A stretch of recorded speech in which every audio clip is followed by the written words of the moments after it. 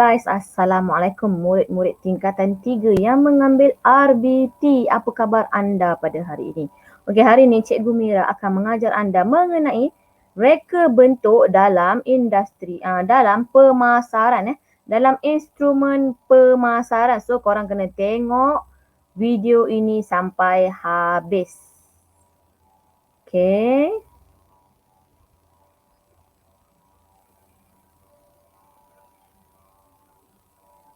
Ini adalah instrumen pemasaran di dalam reka bentuk teknologi. Okey, apakah yang dimaksudkan dengan pemasaran? Pemasaran merupakan aktiviti perniagaan yang menyalurkan barang ataupun perkhidmatan daripada pengeluar kepada pengguna. Okey, pemasaran bertujuan untuk mencari keuntungan dan memenuhi kehendak pengguna anda sebagai pengguna.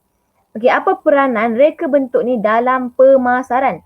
Okey, peranan reka bentuk dalam pemasaran adalah untuk berkomunikasi dan mengukuhkan penjenamaan serta menekankan mesej kempen pemasaran. Oleh itu, reka bentuk memain peranan yang penting dalam usaha pemasaran. Okey.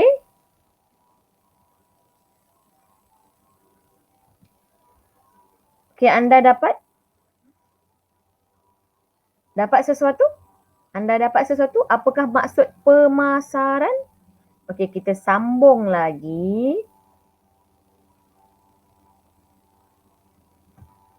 Okey, peranan reka bentuk dalam pemasaran memberi penekanan kepada aspek-aspek berikut. Pemasaran reka bentuk. Sebentar ya.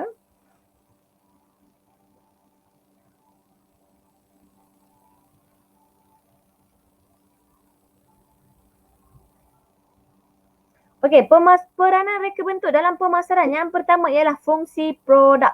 Okey, yang kedua ialah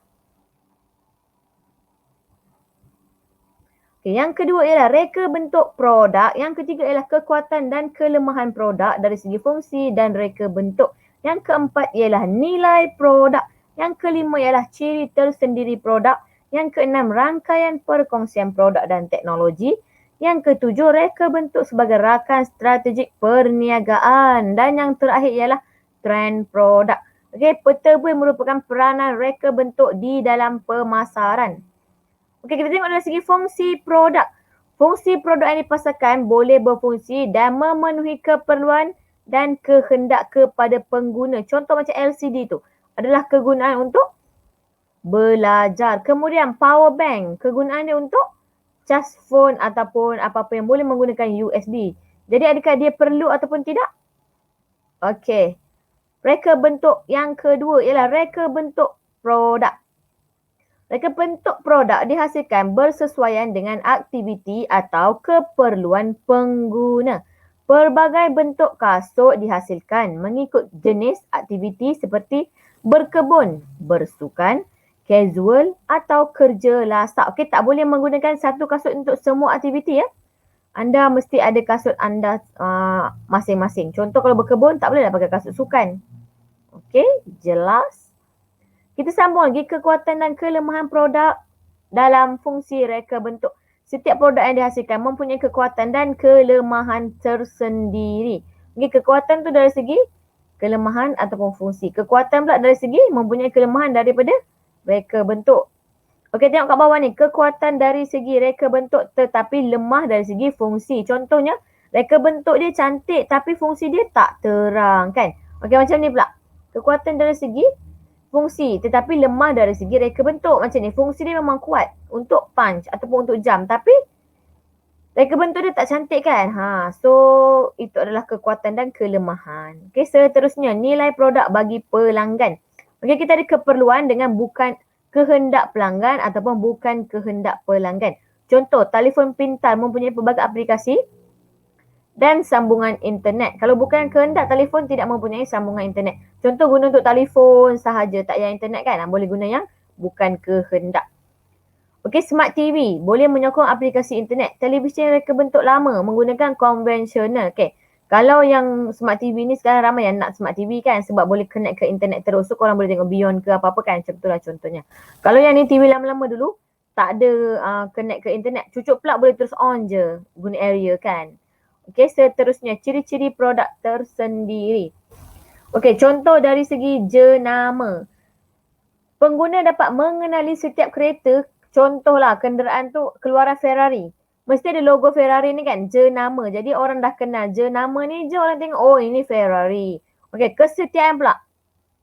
Pengguna yang setia kepada sesuatu produk akan hanya menggunakan produk tersebut saja. Contoh kalau bapa ataupun ibu bapa anda isi minyak dekat Shell saja. Mereka akan pergi dekat Shell je sampai bila-bila pun. Dia orang tak akan tukar kepada stesen minyak yang lain. Itu adalah sebagai contoh. Okay, seterusnya ciri produk tersendiri. Dikenali. Contoh Walt Disney. Korang kecil-kecil dulu tengok TV kan. Mesti korang tengok cerita Disney macam ada apa nama ada kelas sikit kan. Contohlah kan. So Walt Disney merupakan syarikat yang telah lama bertapak dalam pemasaran. Maka setiap watak kartun keluaran dikenali dan mudah sangat dikenali oleh penonton. Betul ataupun tidak? Okey, boleh ingat contoh Pampers. Setiap lampin pakai buah dipanggil Pampers oleh pengguna kerana istilah tersebut sinonim. Tapi sebenarnya Pampers tu adalah jenama ya. Pampers tu jenama. Jadi orang semua sebut Pampers. Pampers sebenarnya dia adalah lampin pakai buah. Okey, kepercayaan. Contoh, korang pakai iPhone ke pakai Android? Kalau korang pakai iPhone, kenapa korang pakai iPhone? Itu adalah kebolehpercayaan kepada produk tu tersendiri. Okey, seterusnya rangkaian perkongsian produk dan teknologi. Yang ni saling berkongsi produk dan teknologi yang sama untuk mengeluarkan produk yang berlainan. Okey, contoh macam ni diorang tengok color lebih kurang kan, tapi produk dia lain. Pro 2 Myvi dan Proton Wira. Okey, lagi satu Toyota Passo. Toyota Passo ni biasa contoh Myvi dengan Passo lebih kurang kan, tapi diorang ubah sikit design. Mungkin enjin lain. Okey, sama juga dengan ni Proton Wira dengan Mitsubishi Lancer yang lama tau, yang lama dulu. Perbezaan dia apa dekat situ? Jenama sahaja. Betul ataupun tidak? Okey, kemudian reka bentuk sebagai rakan strategi pemasaran. Gabungan reka bentuk dari pelbagai sumber yang berbeza untuk menghasilkan satu produk yang baru. Contohnya burger. Terdiri daripada reka bentuk roti, burger, daging dan sos. Jadi setiap orang jual burger semua mesti ada gabungan ini. Betul ataupun salah?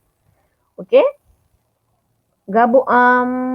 Setiap kali orang beli burger mesti ada roti, mesti ada daging, mesti ada sos ataupun ada sayur ke tambahan-tambahan dia kan. Okey.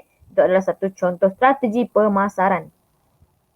Okey, trend produk. Yang ni pun sama, ikut trend.